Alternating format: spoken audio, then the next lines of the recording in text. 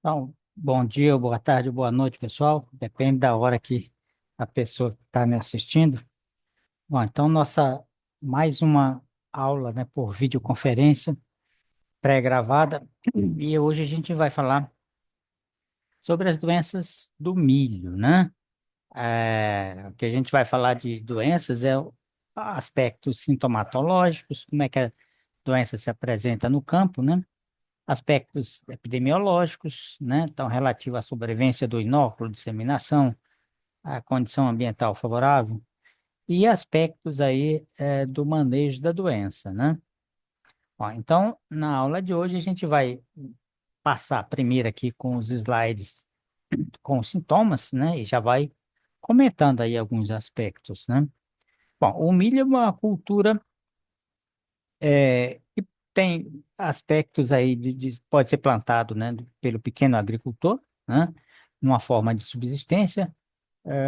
E dependendo da região do Brasil, no Nordeste, por exemplo, é muito comum você plantar o milho na mesma cova você planta o feijão calpi, né? E no caso, tem até uma explicação técnica, né? Que seria o feijão calpi, forneceria uma certa quantidade de adubação nitrogenada, né? Via fixação biológica do nitrogênio propiciado aí por micro-organismos aí colonizando a rizosfera ou de maneira simbiótica com o feijão, né? Mas aqui para nossa região é mais comum a gente o milho como plantado em grandes áreas, né? Então, e aí você tem milho para grão seco, milho para silagem, milho pipoca, milho para pamonha, né? Então, é uma atividade, é um ramo, né? Que tem aí várias, do ponto de vista econômico, várias nuances, várias atividades aí ligadas à cultura do milho, né? Bom, então a gente tem a nossa primeira doença, chamada cercosporiose, né? Causada pelo um fungo chamado Cercospora zeamaides. É uma doença relativamente recente, apareceu no Brasil, aqui na região, no sudoeste de Goiás, por volta de 2020, as datas não são muito precisas, pessoal, mas então vamos pegar então 2020 e alguma coisa aí, né? Então, de 20, desculpe, foi um pouco mais cedo, né? Não é 2020 não, 2000 e pouco, 2006, 2000 alguma coisa aí, né? Bom, então são doenças, no caso aqui da cercosporiose, então ela foi detectada pela primeira vez no Brasil, aqui no sudoeste goiano. Então, ela tem essas manchas retangulares aí na imagem, você está vendo aí várias lesões coalescentes, uma mistura, né? Mas você tem, dá para, é bem ilustrado, você acha material aí em doenças do milho, em publicações que vocês acessam na internet, e você vê essas lesões retangulares, que a gente chama comprida, no sentido com o maior comprimento no sentido da nervura, o que é comum para as cercósporas em gramíneas, pelo menos as gramíneas que eu estou aqui na minha cabeça. Por exemplo, no arroz, você tem uma doença chamada, no caso, mancha estreita, porque é um tipo de cercóspora, uma espécie do gênero cercóspora, e forma lesões alongadas, tá? Só que bem mais estreitas, né? E aqui no milho, você tem lesões também alongadas, né? Seguindo então nesse sentido, mais comprida no sentido da nervura, tá? Então é uma doença que teve um impacto muito grande quando causou, principalmente porque você tinha os milhos híbridos muito suscetíveis, né? E, e uma característica interessante na cultura do milho é que, bom, os materiais, no caso desse milho em grandes lavouras.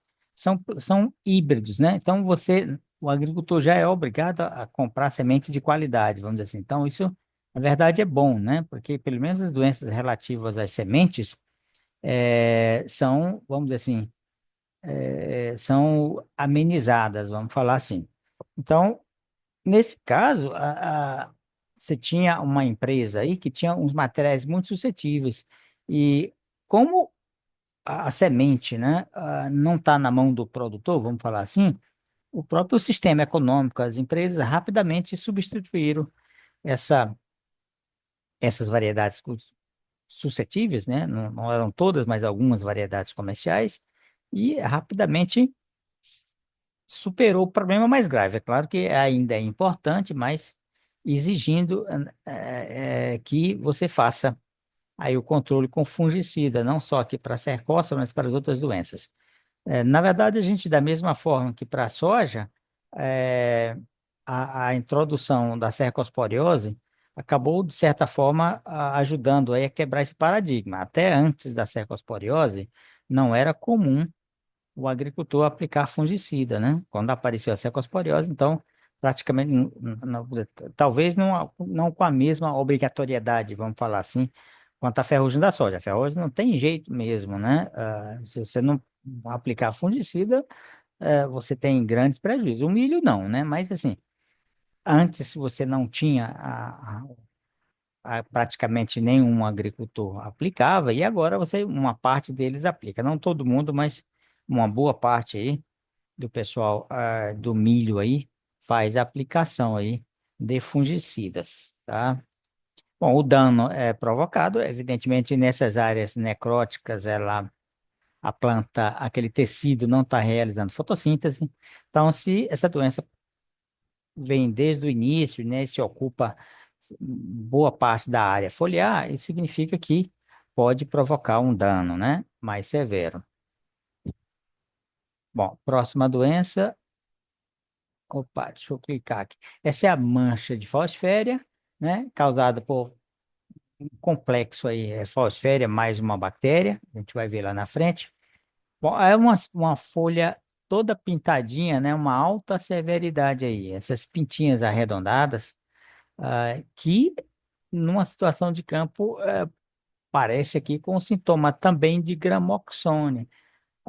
Quer dizer, gramoxone, que é alguém na soja vizinha que dessecou para colher e foi alguma quantidade, né, por deriva para a lavoura do milho ali do vizinho, né? Então pode provocar alguma coisa muito parecida. Mas assim, eu sempre falo, você pode lá no campo, a diagnose não significa o sintoma sozinho, né, só pela folha, uma parte ali destacado, não é suficiente. Isso, se você olhar só essa folha aqui, é muito parecido com gramoxone, mas evidentemente, numa situação de campo, eu distingo facilmente da doença causada por fosféria do mancha de gramoxone. Como assim? Claro, no campo, se você. Bom, a fonte, eu hipotetizo que e eu sei disso que o meu vizinho colheu, né? Essa informação, o agricultor ele tá no dia a dia, ele vai saber, né? O agricultor colheu a soja do meu vizinho, né? Colheu, ele utilizou gramoxone e nesse caso você vai ver um detalhe. Essas folhas vão estar, vamos dizer, com a severidade de cima para baixo, ou seja, as folhas superiores bem pintadinha, à medida que naquela planta você vai descendo, ele vai diminuindo a severidade. Isso por quê? Bom, se o inóculo vem de cima, né, aquelas primeiras folhas da parte superior da planta, do terço superior, funcionam como guarda-chuva, eles filtram uma certa quantidade da deriva, né, da deriva do gramoxone. O, Se você comparar com a doença, acontece o oposto. Nesse caso mesmo, essa doença, para a maioria das doenças, a severidade, ela vem sendo construída de baixo para cima, ou seja, exatamente o inverso, né? Porque nas folhas velhas, normalmente, você tem folhas fisiologicamente por ser mais velha, portanto, mais com menor resistência orgânica. Então, tem uma tendência, claro que tem exceções, mas para essas doenças que causam lesões, doenças fúngicas e bacterianas, ela progredir de baixo para cima. Além do que, se você tem uma linha ali, demarca uma linha fronteiriça ao meu vizinho, no caso da hipótese aqui de gramoxone, à medida que você vai ficando mais longe, né, da fonte ali do vizinho, se você adentra na sua lavoura, a partir da bordadura, né? Você está mais na bordadura, vai estar mais severo os sintomas, no caso aqui de gramoxone. E à medida que você vai adentrando também, você vai, né, se você entra 500 metros, praticamente você não vai ter. Não, não é esperado ter. Então, mas você, de qualquer maneira, você vê um gradiente, mesmo que você não tenha, você vê um gradiente nas folhas limítrofes ali da fonte, né, de deriva, que é o meu vizinho, maior severidade, à medida que eu vou avançando, menor severidade, tá? Então, isso é uma maneira de distinguir aí, eu tendo, a partir do sintoma, mas principalmente aqui, né? Você ter essas informações de campo, né, do contexto local ali no campo, né? Aqui outra doença, ferrugem polissora, normalmente é, é pouco, durante a minha experiência profissional, eu não tenho, a gente não tem notícia de grandes perdas aí. Teve um ano aí, na década ainda de 90, né, que para alguns materiais de milho, né, da antiga empresa chamada Decalbe, foi um ano, principalmente para os trigo, para os milho plantado no inverno, né? Houve um ataque severo, num determinado, em alguns híbridos específicos, né? Mas afora esse ano aí é uma doença pouco preocupante. Certamente evidentemente que você tem no portfólio das empresas materiais com boa resistência também a esse problema aí, né? Aí você tem a ferrugem comum, né? E você tem a ferrugem branca. A ferrugem branca, ela apareceu aqui também, mas um tempo atrás aí, praticamente não tem muita importância.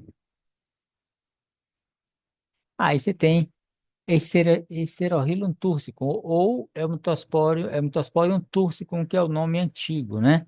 Ou Helminthosporiose, o nome da doença. Então, são lesões relativamente grandes, né? Se você comparar com pústulas aí de ferrugem ou daquelas lesões de esféricas de Fausféria, tá? Aí você tem outra doença que é o mitosporiose também, mas de bipolares, tá? Aí você tem a mancha de diplódia, ela tem um olhinho, deixa eu até colocar de um jeito melhor, deixa eu aqui tá pouco, vamos, tá, agora melhorou aqui a imagem, se vocês verem, eu vou colocar aqui. Bem aqui ela aparece no caso da mancha de diplódia. Você tem esse tecido aqui necrótico, acinzentado, você tem uma borda aqui mais um marrom mais escuro, e bem no meio como se tivesse um olhinho aqui, ó, onde está a seta, né? Então isso é típico aqui de mancha foliar de diplódia. Então, além dessa diplódia, ela causa lesões aí no limbo foliar, mas atinge também o caule e junto com outras doenças como macrofomina, fusário, né? Dependendo do ano, pode ajudar aí a aumentar o acamamento, né? Antracnose, que pode pegar ali, não só a folha também, mas o caule. Então, pode aumentar o nível de acamamento, né? Pelo ataque aqui dessas doenças, entre elas a mancha de diplódia.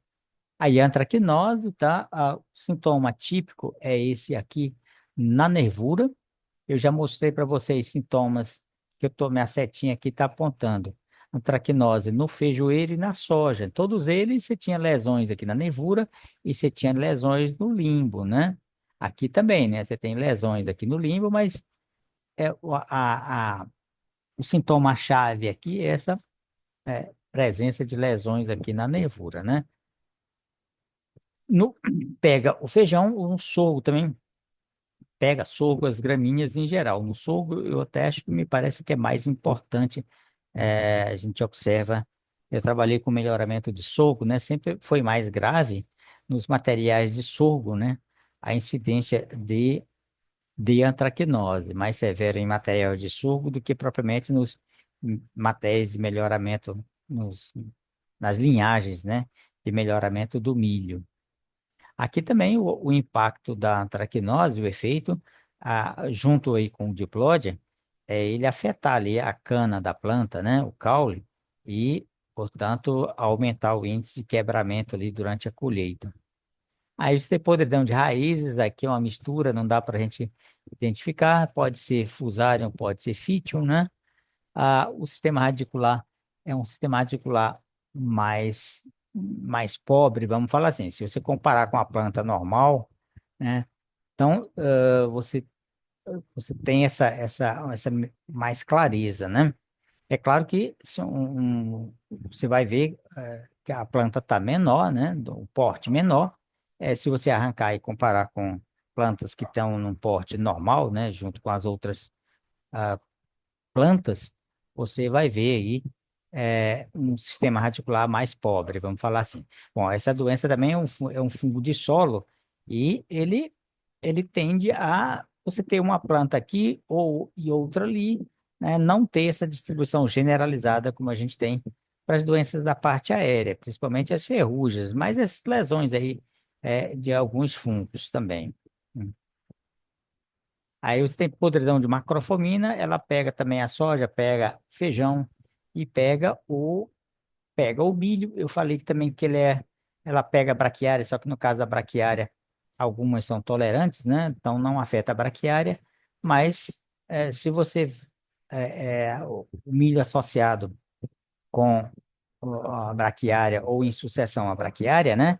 Então a braquiária, por ser tolerante e multiplicar o fungo, né? Pode ser que essa associação não seja, cause algum impacto aí, aumentando a incidência de macrofomina no milho, mas não tende a ser problema. Normalmente a macrofomina é favorecida por situações de estresse hídrico, né? Seca, chuva, ou seja, veranico, né?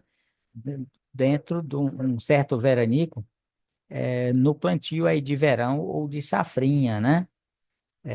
Da mesma forma que para soja e para feijão.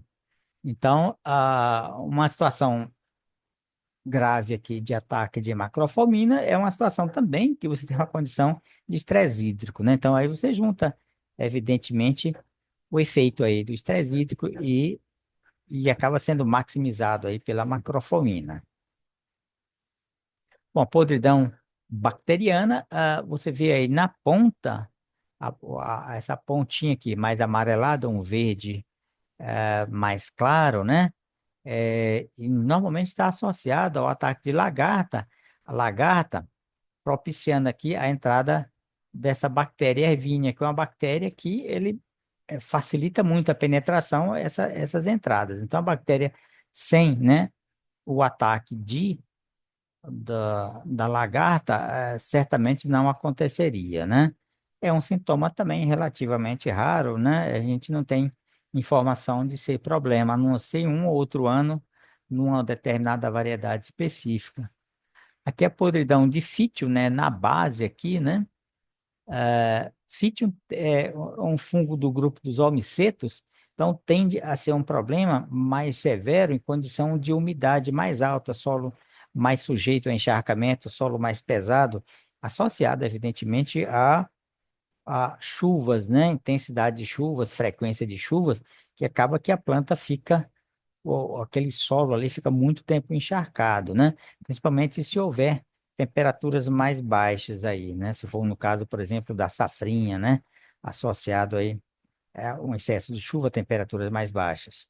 Então, bom, a gente mostra o slide e coloca o nome, pessoal, mas isso não dá, a gente sabe porque está aqui no slide, vamos dizer assim, doenças de fítio, fusário, não dá para você separar, sabe? A gente sabe que opa, é patógeno de solo, que pode ser fítio, ou pode ser fusário, ou pode, tá certo? Bom, aqui o raiado fino, né, é uma doença viral, né, o mês raiado fino vírus ou vírus, tá? Dá essas espécies de ponto, esse a gente lo- identifica melhor se você colocar contra o sol, né? Você vê ali um clareamento de nervura e umas pontuações que são áreas mais de um verdezinho mais claro, né? Aqui você tem a cigarrinha da Albulus maídes, né? Que é vetor aqui do raiado fino. Aí você tem o mosaico comum, que é causado aí por um complexo de fungo aqui do grupo potivírus, tá? Aqui é a mesma coisa que eu falei para fungo. A gente mostra o slide porque o pesquisador inoculou com a doença e fotografou e colocou, mas você vai olhar no campo, né? Ah, esse aqui parece tentar comparar, por exemplo, pegar esse slide e comparar para achar, você não vai, não é uma diagnose segura, pessoal, tá? É, aqui o enfesamento, bom, o enfesamento pálido, você é mais fácil, você tem um grupo de sintomas mais característicos, sintomas mais chaves. Então, qual é? Esse, bom, aqui você vai, bom, aqui na folha de baixo, aqui na metade é o enfesamento pálido, da metade para cima, né? Essa parte aqui, e da metade para baixo é o enfesamento vermelho. Bom, o nome já está indicando aqui, ó. Só que esse sintoma aqui meio avermelhado, meio cinza, pode ser alguma deficiência. Se eu não estou enganado, bom, pode ser assim, se assemelha, melhor dizendo, a deficiência de fósforo. Mas é claro que você aqui descarta fósforo, tendo em vista aquela comparação, deficiência no campo de algum elemento mineral. Hoje em dia isso é até mais difícil com o maquinário que tem, mas antigamente às vezes dependia de você ter ali um processo que às vezes havia um entupimento ali naquela fileira ali no momento da semeadura do milho, né? Então, você poderia então ter uma deficiência por não cair o adubo na quantidade. Aí você teria uma deficiência geral, entre eles fósforo, por exemplo, né? Dependendo. Então, assim, mas essa configuração no campo ficaria fácil, né? Você vê aquele pelo padrão de distribuição do sintoma. É claro que aqui no caso aqui do enfesamento, você vê o ataque em reboleira associado, bom, como é transmitido por cigarrinha, né? Identificação de cigarrinhas na lavoura, a planta fica enfesada, que a gente chama, né? Um tamanho mais baixo, menor, né? E você, bom, aí pode ser mais ou menos severo, de acordo com a revoada aqui de cigarrinhas, né? Então, isso é mais propício aí no milho safrinha, é mais a frequência de ocorrência maior é no milho safrinha do que no milho de verão, tá? Então, o enfesamento seria mais fácil assim, a detecção. Então, ele fica, muitas vezes, tem três, quatro espigas, né? Mas é aquela espiguinha cabeça de macaco, né? Então, é uma interferência direta aqui, então, do, desse, do fitoplasma, né? Fitoplasma é um grupo de patógenos, né? Nesse caso aqui, tá? Você tem o agente causal é espiroplasma, né? Do enfesamento pálido e do outro um fitoplasma, no caso do enfesamento vermelho. Aqui você tem, eu já tinha mencionado lá, conversado antes, mancha de gramoxone, pessoal. Eu vou só voltar um pouco, só para vocês relembrarem. Eu falei, que é muito parecido com mancha de falciparum, mancha de gramoxone. Então, grave aí, bom, vai ser disponibilizada essa aula, aí vocês podem voltar isso aqui também, ou vocês verem nos slides de aula mesmo, né? Aqui, ó, essa pintinha aqui, né, de gramoxone, então vou voltar rapidamente lá na mancha de falciparum.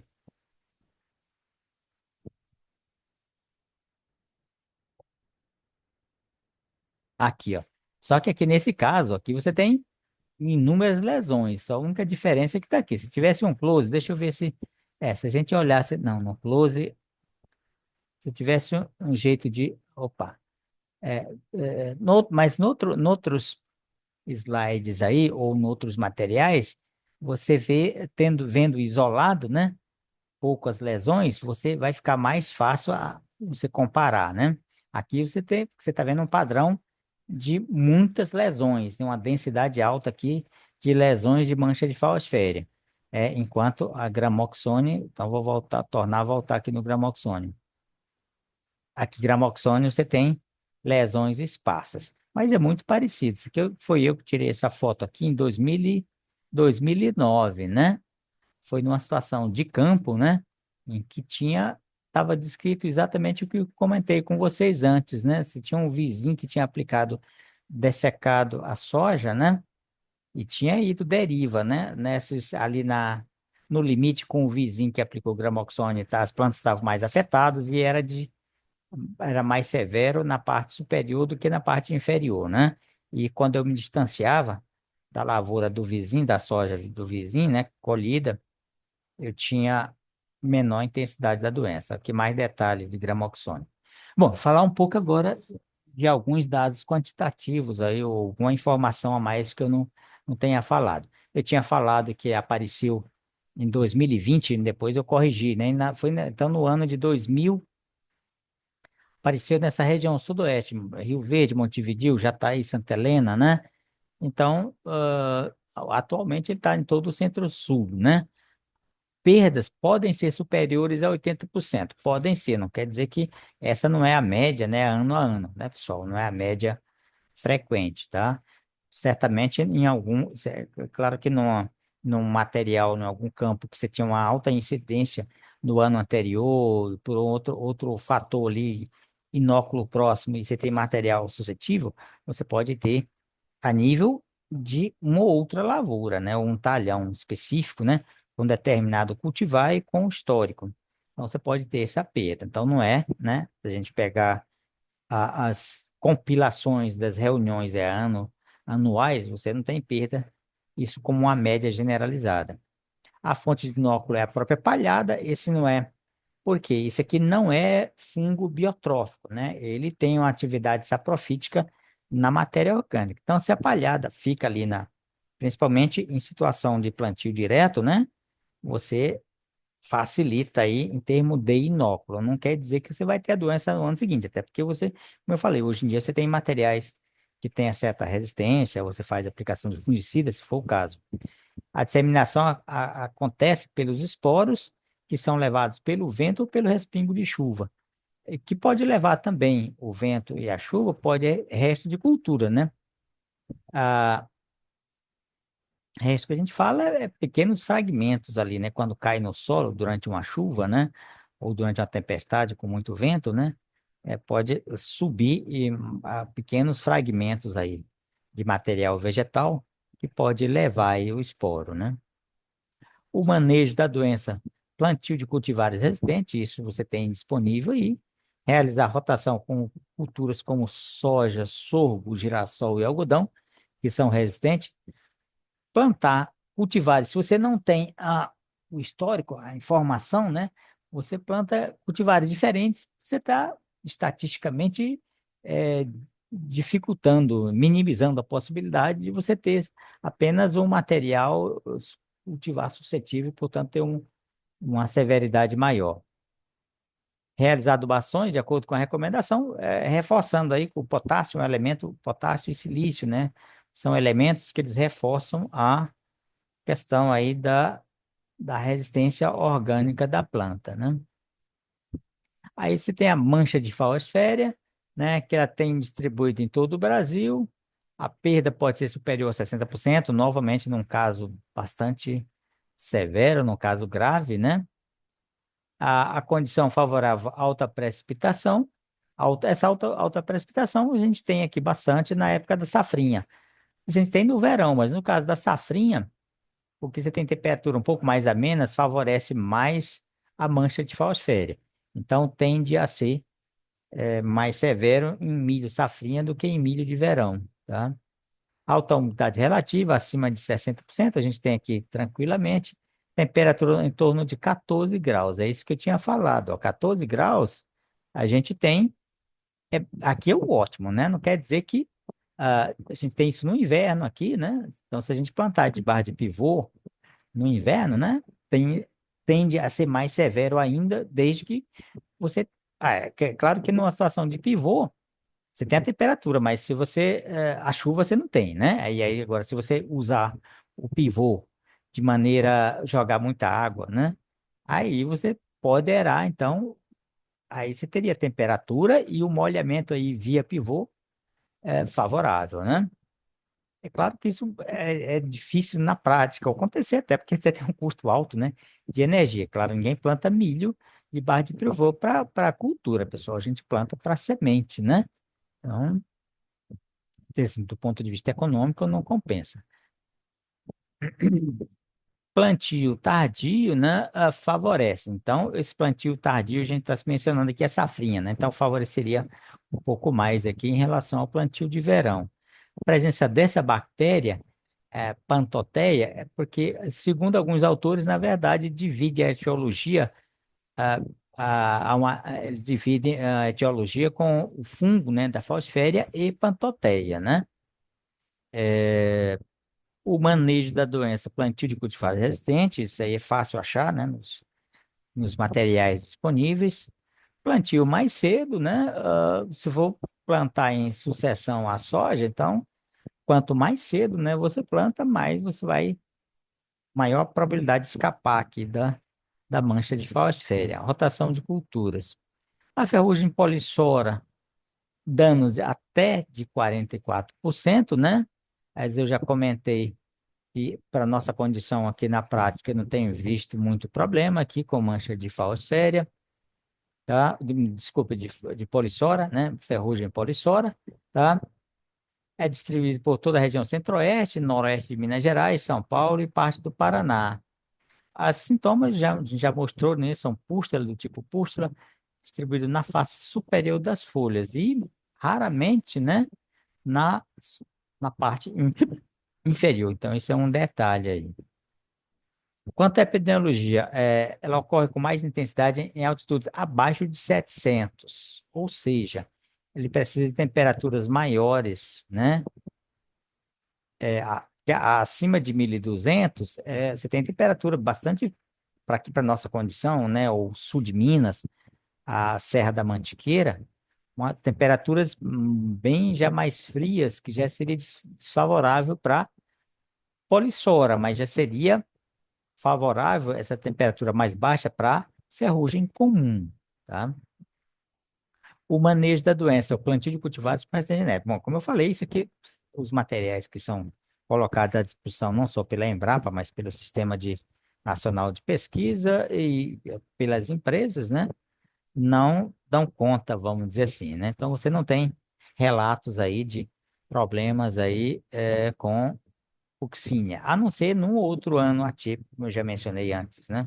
Por um determinado detalhe aí, muitas vezes escapa, né, do nosso planejamento, vamos dizer assim. Uma ferrugem comum, né? Ela tem ampla distribuição também, é mais severa na região dos estados do sul, em função aqui da temperatura mais amena, né? Principalmente aí no milho, safrinha. Os sintomas, aqui no caso aqui da ferrugem comum, as pústulas são formadas em ambas as superfícies, não há essa diferença, né? A gente viu que na ferrugem polissora era mais abundante na margem superior, e aqui você tem mais ou menos meio a meio, né? As pústulas na superfície superior e na superfície inferior. Condição favorável, temperaturas baixas, né? Reforçando ali, né? 16 a 23, alta umidade relativa ou mais baixas do que do milho, mais baixa do que da polissora, né? Condição, temperatura mais baixa seria mais favorável para a Fucsinia sorgue em detrimento da polissora. O controle da doença, plantio de cultivares com resistência. As ferrugens são meio tranquilas em termos de resistência, tem disponibilidade. A ferrugem tropical ou ferrugem branca, ela está distribuída no centro-oeste do Brasil e no sudeste, né? Norte de São Paulo. O problema é maior quando você faz plantios contínuos de milho, né? Em áreas de pivô. Então, você tem milho e safrinha, milho inverno, ou milho de verão, milho e safrinha, né? A fonte de inóculo é o redosporo, que pode ser trazido pelo vento a distâncias relativamente grandes, né? Não são conhecidos hospedeiros intermediários de Physophila zeia, né? Que é o fungo aqui da ferrugem branca. A condição favorável, alta temperatura, 22 a 34, né? Então, aqui na nossa região centro-oeste aqui, seria de locais mais baixos, né? Seria mais favorável, abaixo de 400 metros, por aí assim, né? Já seria, para nossas condições chapadões aqui de 1.000 metros, já teria pouca possibilidade aqui da ferrugem branca, a não ser se fosse num material extremamente suscetível, né? Alta umidade relativa e baixas umidades, como eu já tinha comentado. Plantio de cultivares resistentes é o manejo suficiente, né? É, o mitosporiose. Ela no Brasil, o problema tem sido maior em plantios de safrinha. Perda pode atingir 50%, né? Isso é o potencial de perda. Isso se a doença ocorrer aí antes da floração. O fungo sobrevive, o patógeno sobrevive em folhas e colmos infectados, na palhada, né? Isso se a gente não fizer a rotação. O uredosporo pode ser, o esporo do fungo pode ser disseminado pelo vento a longas distâncias. Aí você tem como hospedeira, além do milho, você pode ter o sorgo, capim-sudão, sorgo de Alepo e o teossinto, né? A condição favorável, temperatura moderada, 18 a 27, a gente tem isso aqui tranquilo, né? No verão, né? 18 a 27. Presença de orvalho a gente tem também. O manejo da doença cultivados com resistência genética. Cultivados com resistência genética é uma ferramenta, né, que você praticamente para todas as doenças. Você tem amplas possibilidades aí em termos de resistência genética. Rotação de cultura. Bom, agora, é a mitosporiose, né, causada por bipolares. Também ele encontra-se bem distribuído no Brasil, severidade de baixa a média. O fungo sobrevive em restos culturais e no grão também, pode ir pelo grão.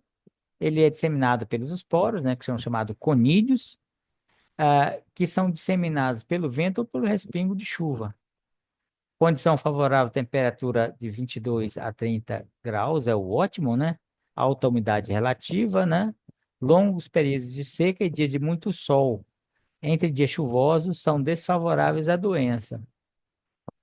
Manejo da doença, plantio de cultivares resistentes, como eu já mencionei antes, você tem essa possibilidade para todas as doenças, praticamente todas elas, do milho, né? Rotação de culturas. A mancha foliar de diplódia, né? A ocorrência no estado de Minas Gerais, Goiás, São Paulo, Bahia, Mato Grosso e na região sul do país. Até agora não tem tido, né, relatos, né, de grandes perdas aí ou de problemas maiores com diplódia, né? Se a gente pensando a nível regional, né? A fonte de inóculos são a própria palhada, ou os esporos podem ser disseminados, né, a partir do resto de cultura, disseminado pelo vento ou por respingo de chuva. Você controla com cultivares resistentes e rotação de cultura. A antracnose do milho, né? Ocorre nesses estados aí, Goiás, Minas Gerais, Mato Grosso do Sul, São Paulo, Paraná, Santa Catarina. E o aumento dessa doença, né, está associado ao cultivo mínimo, e ao plantio direto, né? Cultivo mínimo é que você faz praticamente uma gradagem, ou porque aí você não enterra o solo, né? E principalmente o plantio direto, hein? Você fica a palhada desde que, né, não associado à rotação, né? Plantio direto sem rotação. Então você teria uma situação aí é, que favoreceu aí, basicamente, especificamente a traquinose. Quando eu falo favorecer, mas não quer dizer que tenha se tornado um problema, né? Favoreceu em relação à situação anterior em que o milho era plantado, s- se tinha o preparo mecânico do solo, né? Várias gradagens e nivelação para plantar, né? Então, quando a gente fala aqui nesse aumento da doença, mas é comparado com, tendo como referência a situação anterior de preparo mecânico, né? Antracnose não tem sido um problema. A taxa de aumento da doença é uma função da quantidade inicial do inóculo presente nos restos de cultura. A taxa de reprodução do patógeno vai depender das condições ambientais da própria raça do patógeno. Você tem controlado com cultivar resistente, rotação. As duas práticas, né, são recomendáveis para praticamente todas as situações ou todas as doenças aí do milho. Podridão de raiz por fusarium, isso aqui é um fungo típico de solo, né? A raiz fica escura, apodrecida, pode ser confundido também com fítio, né? Mas aqui a gente está, na verdade, a gente está colocando o complexo, né? Fusarium fítio, né? Bom, fungo de solo não tem muita. Bom, claro que o tratamento de sementes ah, dá uma certa proteção. Mas às vezes o ataque pode acontecer após a perda de eficiência, né? Acaba o poder residual do fungicida. Mas são doenças, repito, não são evidentemente, de maneira generalizada, ocorre de maneira, às vezes, localizada. O manejo da doença, no caso aqui de plantio de barra de pivô, se está tendo problema com fusário e fite, é porque você está colocando muita água, né? Então, basta você reduzir, né? Ou colocar, fazer a coisa certa, como se diz a história, né? Nem mais e nem menos, né?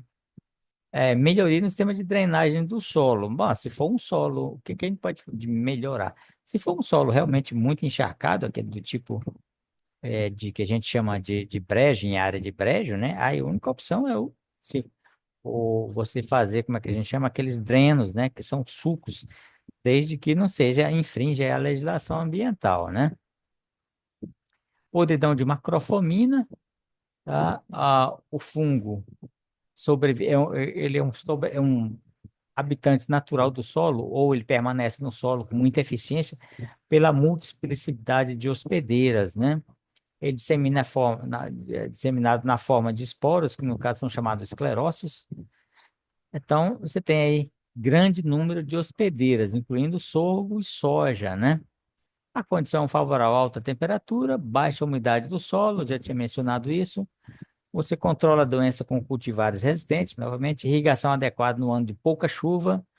Então, só lembrar, macrofomina também para soja e feijão, a mesma coisa. São incidência de veranicos. Se for em solo arenoso, o problema é maior. Aqui também, né? Se for em solo arenoso, tá? Evitar altas densidades de semeadura. Adubações de acordo com as recomendações técnicas, né? Então, reforçando aí, então, potássio. Podridão é de bacteriana, de ervínia. Eu mostrei um sintoma, não é muito provável que aconteça, né? Quais são as bactérias aqui do gênero Pseudomonas e Ervínia, são os agentes causais, né? Na parte aí, principalmente na parte superior ali do colmo. Esses podridões são favoritos por alta temperatura, altos teores de umidade, e você tem aqui, como medida de controle, manejo adequado da água de irrigação, melhoria do sistema de drenagem do solo. Podridão por fítio, né? Você tem aqui, difere de podridões por bactéria por ficar tipicamente restrita ao primeiro entrenó, acima do solo. Tá, deixa eu só voltar alguma coisa aqui. Essa podridão bacteriana, pessoal, não é aquela lá do topo, não, né? Essa aqui, ela pega a parte baixeira aqui, a pé da planta ali, até uma certa altura. Podridão por fítio, né? Depende, difere da podridão por bactéria por ficar tipo em restrita ao primeiro entrenó acima do solo, né? Enquanto a bactéria vai um pouco mais acima, né? O fungo, no caso aqui de Fithium, ele sobrevive no solo, apresenta elevado número de espécies vegetais hospedeiras do Fithium, é capaz de infectar plantas de milho jovens e vigorosas antes do florescimento. Condição favorável, temperatura em torno de 32 graus, alta umidade do solo, e você controla a doença com o manejo de água, no caso, o manejo de irrigação. Então, é uma doença que ele é favorecido por excesso de irrigação. Então, basta você reduzir a quantidade de água. Quer dizer, quando eu falo reduzir, tecnicamente, desde que não cause um dano maior à planta, né? Pela falta de água. Aqui já são as viroses, né? O raiado fino. é, Ele pode reduzir a produção de até 30%. Ocorre nas principais regiões produtoras. O vírus é transmitido de forma pela chamada persistente propagativa pela cigarrinha. Período latente entre a aquisição do vírus e sua habilidade a transmitir varia de 7 a 37 dias. O milho é o principal hospedeiro, né, tanto do vírus quanto da cigarrinha. O controle dessa virose são cultivares resistentes, eliminação de plantas voluntárias de milho, fazer o pousio, né, deixar período de 2 a 3 anos sem plantar milho no local. É claro que isso é uma medida drástica se for um problema grave, né? Alterar a época de semeadura, evitando as semeaduras tardias e sucessivas de milho. O mosaico comum ocorre também em toda a região onde se cultiva o milho, pode causar perda de até 50%, e aí você tem alguns vírus, várias espécies aqui dentro aqui do grupo potivírus, né, como causadores aí do mosaico comum. Então, nós temos cerca de dois é o MAIS, do Orthomosaic virus, então, três, quatro, cinco tipos de vírus aqui diferentes, né? Todos eles do grupo aqui potivírus, formando um complexo aí, né? Epidemiologia, ele é transmitida por pulgão, né? Duas espécies aqui de pulgão, três espécies de pulgão. A aquisição do vírus é rápida, né? Poucos segundos é suficiente quando ela se alimenta na planta doente. A transmissão também, né? É praticamente imediata. Se ele se alimentou na planta doente, já se contamina, já vai para a planta sadia, já aquele inseto já começa a transmitir. A transmissão é do tipo chamado mecânica, né? Pode haver a transmissão mecânica e por insetos. Você tem mais de 250 espécies de gramíneas que são hospedeiras aí desse complexo viral aí. O controle do mosaico comum são cultivares resistentes, a eliminação de plantas hospedeiras, se for o caso, né? Quando eu falo se for o caso, assim, a cultura econômica, evitar aquelas culturas que têm um maior impacto aí na multiplicação. Muitas vezes uma planta tem muitas hospedeiras, mas você tem diferenças na capacidade de multiplicação. Umas são mais, outras menos hospedeiras. Aplicação de inseticidas para o controle dos vetores, né? O enfesamento pálido, né? Ele pode afetar a produtividade do milho, ocorre nas principais regiões produtoras. Ah, o, são dois aqui, uma espécie de bactéria. Não são bactérias, mas são do grupo Fitoplasma, né? Você tem aí o gênero Spiroplasma e o gênero Fitoplasma, que eles colonizam especificamente as células do floema, transmitido de forma persistente pela cigarrinha.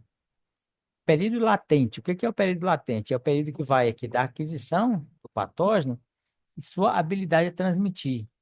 Varia de 12 a 28 dias, ou seja, se ela se alimenta hoje de uma planta, né? E ela, na planta doente, ela passar no mesmo dia para a planta sadia, ela não vai passar, ela tem que aguardar aí 28 dias, né? Até que ela comece a. Então, isso é uma vantagem, né? Em termos de. Pode ser uma vantagem, vamos dizer assim, né? A intensidade dessa doença são influenciados por grau de suscetibilidade, semeadura tardia facilita bastante o ataque, temperaturas elevadas, densidade elevada de cigarrinhas. Então, isso pode variar de ano para ano, né? O enfesamento, controle aqui desses enfesamentos, cultivares resistentes, é evitar semeadura sucessiva de milho, ou seja, milho verão, milho safrinha, fazer o posil por um período de 2 a 3 meses sem a presença de planta de milho, alterar a época de semeadura, evitando plantio tardio. Bom, e aqui a gente encerra. Pessoal, a gente viu aí que, praticamente fazendo um resumão, vamos dizer assim, né?